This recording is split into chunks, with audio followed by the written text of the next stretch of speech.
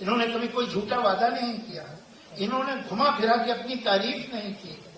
یہ کیسے پولیٹیشین تھے ہی سچ بات. اور یہ ہماری قسمت ہے کہ اس ملک میں 10 برس تک ایک قابل پڑھا لکھا جائنٹ آف این انٹلیکچوئل یہ پرائم منسٹر رہا جو پولیٹیشین نہیں تھا. اکثر ان کے بارے میں مختلف حلقوں میں مختلف سرپرستی میں کچھ باتیں سنتا ہوں جو کہ بالکل بھی ایسے ہیں کہ نادانی کی باتیں ہیں. بہت سے لوگوں کا خیال ہے جو شاید کبھی زندگی میں ملے بھی نہیں تھے کہ بنیادی طور سے منموہن سنگھ جی اچھے آدمی جو تھے وہ کمزور آدمی تھے اور وہ ذرا ہمت سے بات نہیں کرتے تھے, وہ اپنی جگہ پہ نہیں ہے. پھر اس سے زیادہ غلط بات نہیں ہو سکتی جو لوگوں نے قریب سے جانتے ہیں. ہمارے یہاں حقیقی ڈیفینیشن یہ غلط ہے. یہاں چلا کے بولنا بہادری ہے, یہاں کسی کو روٹلی ہیوملیٹ کرنے کی کوشش کرنا جو ہے وہ ایک شان کی بات ہے. تو یہ سارے خوبیاں ان میں نہیں ہیں, لیکن جو فیصلے کا وقت آتا تھا لوگ بھول جاتے ہیں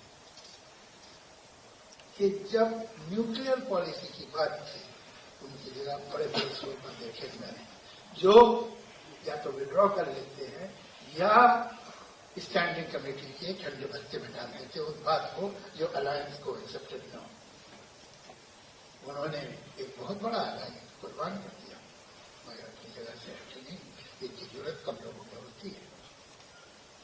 انہوں نے جو کہا وہ کیا صحیح معلوم, اور وہ بات پاپولر ہے نہیں پاپولر ہے اس کی انہیں پرواہ نہیں کی.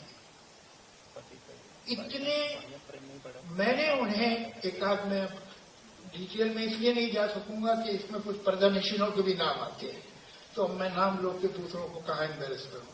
میں نے دیکھا ہے خود کسی ڈیلیگیشن میں جا کے کسی گروپ کے ساتھ جا کے ان سے ملتے کہ جب انہیں وہ بات صحیح نہیں لگی ان کی آواز اتنی بھی اوپر نہیں گئی. وہ جس ملائم لہجے میں بولتے تھے اسی میں بولے, لیکن اس ملائم لہجے کے پیچھے لوہے کی دیوار تھی کہ تم زیادہ چاہ نہیں سکتے. یہ ان کی شخصیت تھی. ان کا ایک عجیب یہ ٹریجیکٹری ہے کہ وہ کیسے یہاں آ گئے, کیسے وہاں تک پہنچے اور کس طرح انہوں نے اس دنیا کو اس ملک کو کتنا بدلا ہے اس کا ہم کو بھی اندازہ ہی نہیں ہے. It will take us around 50 to 100 years to understand. میں آپ کو ایک عجیب سی مثال دوں, پیسوں کی بھی وجہ شاید. ہم تو فلموں میں کام کرتے ہیں, اسکرپٹ وغیرہ لکھتے ہیں. میری ایک اسکرپٹ تھی جو 70s-80s میں آئی تھی اور بڑی پاپولر فلم تھی. تو وہ کہانی تھی دلی کی 2 بہت بڑے بڑے ریئل اسٹیٹ ٹائکونز ہیں جو ایک دوسرے سے لڑ رہے ہیں اور ایک دوسرے کو نیچا دکھانے کی کوشش کر رہے ہیں ٹو این ایکسٹینٹ کہ جہاں وہ بزنس سے بھی آگے بات چلی جاتی ہے کہ اگر ایک آپشن ہو رہا ہے کسی پلاٹ کا تو ایک آدمی ایگو میں اس کو زیادہ خرید لیتا ہے کہ دوسرا لڑنے کے بعد اگر ایک کالونی بننے کا ٹینڈر ہے تو ایگو میں نقصان اٹھا کے جو دیتا ہے. اس پوری فلم میں ایک ورڈ کہیں نہیں آیا تھا. اس ورڈ کا نام ہے کروڑ. اس پوری فلم کے ڈائلاگ میں نہیں لکھتے میری ورڈ کروڑ کہیں استعمال ہی نہیں ہوا. ہمارا کیریکٹر شک کیا اس نے وہ پلاٹ 7 لاکھ میں لے لیا تو 7 لاکھ 8 لاکھ 10 لاکھ سے اوپر ہمارے امیجنیشن میں نہیں تھا. یہ جو کھلے ہے ہماری دنیا ہماری آنکھیں اس طرح کی پراسپیرٹی ہوتا تھا, چیزیں آتی جاتی ہیں, میڈیٹیشن کو بلڈ لیتے ہیں. وہ تو کبھی ہم نے دیکھا ہی نہیں تھا جو بوم آیا ہمارے سوسائٹی میں. خاص طور سے میں تو اربن مڈل کلاس کو ہی جانتا ہوں, اسی کے بارے میں بتاؤں ہم کہاں سے کہاں پہنچ گئے. اور اگر یہ کوئی کہے کہ کسی اور کی پالیسی تھی تو یہ تو شروع ہوئی میں نہیں وہ فرانس سیکٹری دنیا بدل گئی, کہ وہ خود پرائم منسٹر ہو گئے، لیکن وہ پالیسی تو وہیں سے چلتی رہی، وہ بدلی تو نہیں. اگر بدلی ہوتی تو ہم کہتے کسی اور نے بدلوا دی، انہوں نے تو شروع کچھ اور کیا تھا. سچ یہ ہے کہ غلط یا صحیح ایک پالیسی اب الگ جاؤ کے بارے ہے نہیں کوئی. انہیں وہی کرنا ہوگا، ہو سکتا بگاڑ سے کرے، ہو سکتا غلط طریقے سے کرے، مگر بنیادی اصول جو واٹر شیڈ پوائنٹ ہے وہ منموہن سنگھ جی کا. اور یہ بات جو ہم بولتے فراہم اکنامکس، یہ کوئی وائڈ میں ہوتی ہے، یہ کوئی ہوا میں ہوتی ہے. یہی تو سینٹریفیوگل پوائنٹ ہے کلچر کا، سویلائزیشن کا، سوسائٹی کا. جب یہ بدلتا ہے تو سب کچھ بدلتا ہے. یم لوگوں کی ایمبیشن بدلتی ہے، بڑوں کی مورالٹی بدلتی ہے، سماج بدلتا ہے. آج اور آج سے 40 سال پہلے نوجوان ٹھیک نہیں ہے. ایک پاسبلٹی آج کے آدمی کو دکھتی ہے، آج کے نوجوان کو یوتھ کو دکھتی ہے، وہ 40 سال پہلے نہیں دکھتی. 30 سال پہلے یہ ملک چینج ہو گیا ہے اور کسی کو نہیں معلوم کہ کس نے کیا ہے.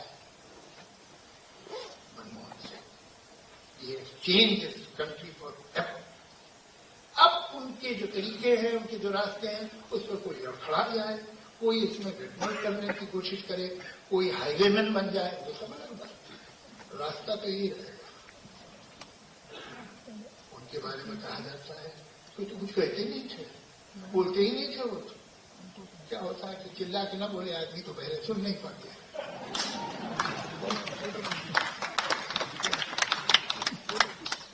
In his tenure of 10 years,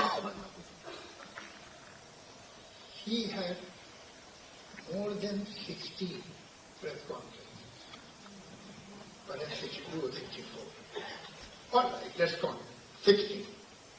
60 means, in 10 years, means 10, 6 in every year.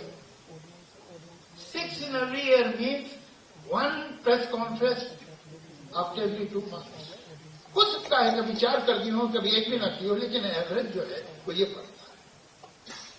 اب تب آپ انہیں کہہ رہے ہیں کہ وہ منصف تھے، تو اگر انہوں نے ایک بھی پریس کانفرنس نہیں کی ہوتی، ایسا بھی پاسبل ہے، تو آپ انہیں کیا کہتے ہیں؟ مونی. ایسا نہیں ہے. میں ایک اور بات کا افسوس ہے کہ وہی جو نظم صفائی تھی لوگ نہیں جانتے. اس میں ایک اور شعر تھا اسی نظم میں جو میں آج ڈاکٹر صاحب کے لیے کہوں گا. خاکساروں سے خاکساری تھی، سر بلندوں سے انتظار نہ تھا. He was humble in front of the humble, but he had no humility in front of the powerful.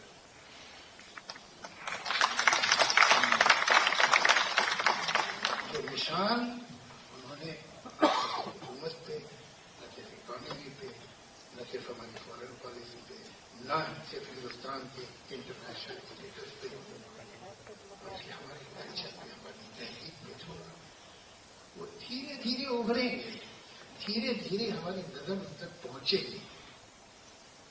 Doctor صاحب نے اس ملک کو جواہر لال نہرو نے، انہوں نے اس ملک کی آزادی کی جنگ لڑی اور ایک ڈیموکریسی ملک بنی.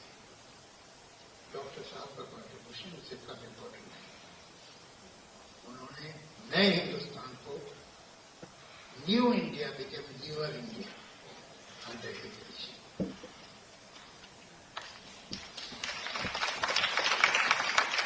ایک اور بات ہے، ہمارے پارلیمنٹ میں یہ میرا پرسنل پرابلم ہے، ایسا لگتا ہے کہ پولیٹیشین انکیپیبل ہیں شیئر صحیح پڑھنے.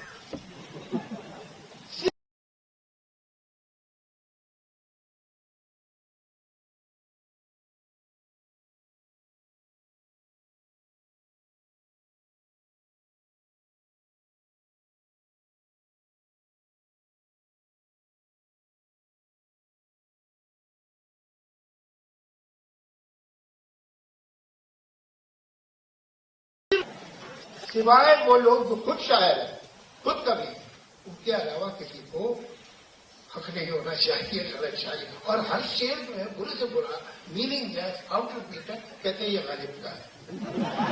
یہ کسی کا نام بتاؤں جو ایسا کر چکے ہیں، بہت بڑے بڑے لوگ. بہرحال وہ نہیں ہے، لیکن ان سے ہمیں کچھ سیکھنا چاہیے. اصول پہ چلنا، ہر حال میں سچ کا ساتھ دینا. سچ جو آپ کا سچ ہے، آپ ان سے ڈس ایگری کر سکتے ہیں.